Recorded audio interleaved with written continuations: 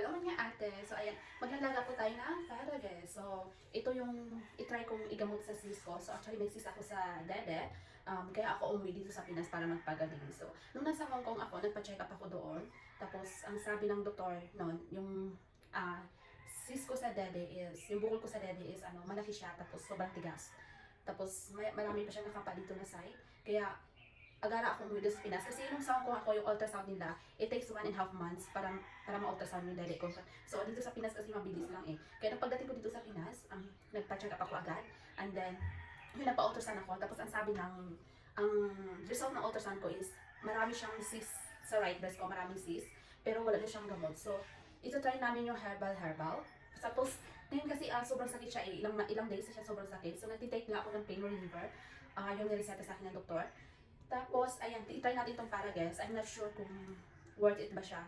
Try lang natin. Kasi, nagkuklubs din naman ako. So, itong clubs na to bigay dito sa akin nung nasa Hong Kong ako, yung mga tumulong sa akin nung nasa Hong Kong. So, kung nasa Hong Kong kasi ako, sobrang complicated ng sitwasyon. Yung nagkagulo na kami nila amo. Kahit nagsabi ako na may sis ako sa dede, parang wala lang sa kanila yun.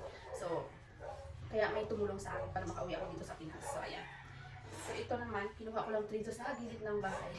Akalain mo yung pampakain ng tunang kalabaw, pero ayan, magagamot pala siya. So, tingnan lang natin kung ang tawag nito, kung mabisa ba siya. So, kung meron kayong alam sa mga naka-experience ng mga babae kayo na nagkaroon ng sisidede, baka may alam kayo na gamot, yung mabisang gamot, sabihin nyo lang po sa akin. Bago ang lahat, siyempre hugasan natin bago natin ilaga kasi madumi ito, maraming lupa-lupa. Ayan, tawag na.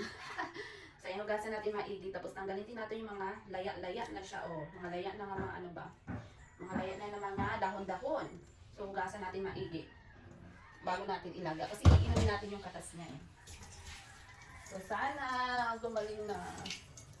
Sana matunaw. Yun lang yung wish ko. Sana matunaw. Kasi, syempre, pag hindi siya matunaw, tapos lalaki ng lalaki, may tendency na uupirahan tayo. So, hugasan natin maigi bago natin siya ilaga. Tapos, actually, sasabayin ko din siya ng clove. Kasi sabi nila maganda din daw itong clove ko.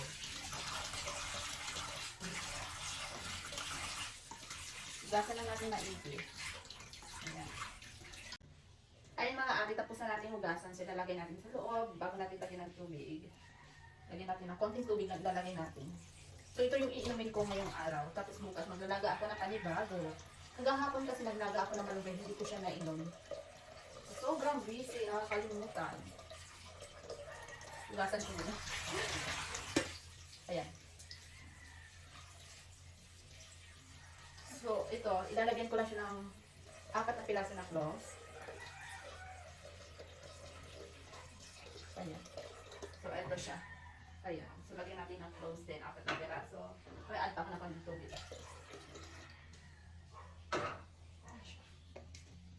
Then, ito. Cloves. So, start na natin siyang lagayin. So, pakuluan lang natin siya mga ate hanggang sa lumabas yung katas ng parages. So, pag lumabas yung katas ng parages, so pwede na natin siyang inumin. So, ayan lang mga ate. Thank you so much for watching. Bye-bye!